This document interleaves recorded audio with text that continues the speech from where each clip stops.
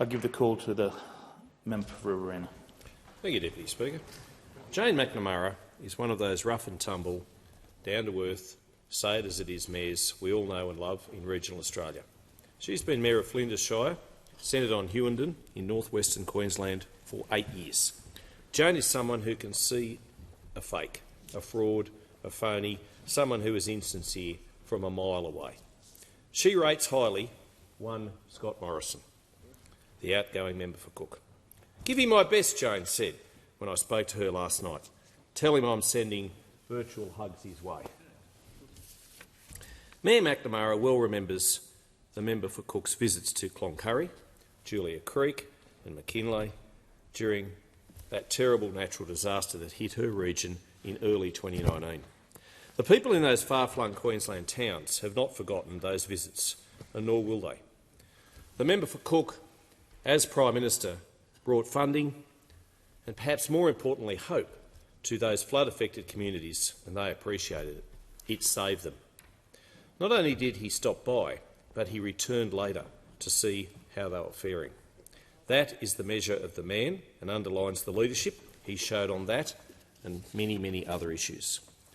I was there in February 2019 when the then Prime Minister told officials to get financial assistance in the bank accounts of devastated farmers within 24 hours. Within 24 hours. Those farmers had endured years of drought, but when the rain came, it fell in biblical proportions and almost washed away the spirit of those hardy cattle producers.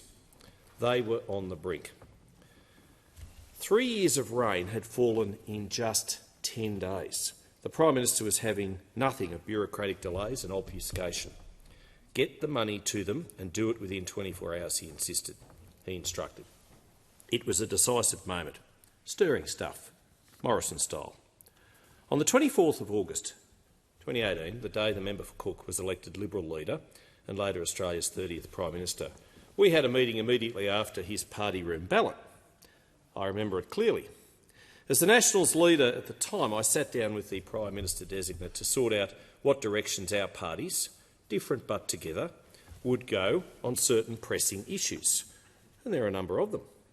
I recall writing down 2 words, and the member for Cook did the same, and then we showed each other. Both of us penned the same thing: drought visit. It was the start of our successful working relationship. We were different, but we were together, and that's the way it should be. The following week, the member for Cook and I found ourselves at Stephen and Annabelle Tully's 72,843 hectare Bungendary station at Quilpie, more than 200 kilometres west of Charleville, a long way from anywhere, you could say. It is in the electorate of Maranoa, represented by now Nationals leader David Littleproud. As the member for Maranoa said at the time, they're bred tough, but no one is immune from this ongoing drought, and he was right. Indeed, the Prime Minister saw the value of wild dog fences and other pest and weed management practices. They were valuable lessons for him to see firsthand and get a better understanding of farmers and regional, rural and remote Australians. Prime Ministers of this country need to be the farmer's friend. The member for Cook was, in his time, in the top job. He and I had any number of serious matters to deal with as Prime Minister and Deputy Prime Minister between 2018 and 2021, as I told Q&A, the golden age of Australian democracy. Insert laughter here. But it was. Drought, bushfires, floods, and then a global pandemic. The worst of those COVID-19 times brought out the best in Scott Morrison. He went above and beyond, working incredible hours to save lives and protect livelihoods. He was calm, he was publicly confident, dedicated, he was unflappable. I must say our relationship survived some truly testing times for the nation. And even closer to home, such as the time when he stole one of my all-time favourite press secretaries, Dean Shakar, for his own office. Dean's in the adviser's box now, and I'm still dirty on you, Scott, for doing that. But anyway, we'll forgive and forget, as you've shown us the benefit of forgiveness today. But seriously, I do wish you, on behalf of the Nationals, all the very best, and I thank you for your care, your understanding of and delivery for those who live beyond the bright city lights.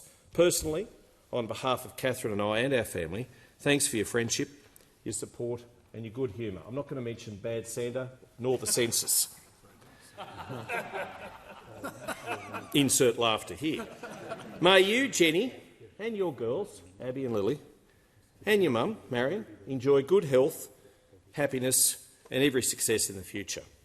Finally, Jane McNamara has a drought master, an appropriately named breed, steer named ScoMo 2.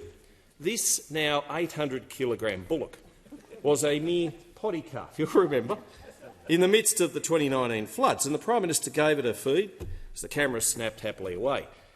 Because of his fame from those photos, the calf got his name and a guarantee of a life of grazing. He won't know his life of contentment and happiness is due to the PM's intervention. He will not. But in the same way, I guess, many Australians will never fully appreciate the efforts and work Scott Morrison put into ensuring their lives, too, were better. Ultimately, I believe history will be far kinder to the Morrison years of government than some are now. In the words of St John, Scott, you have fought the good fight, finished the race and kept the faith. Thank you.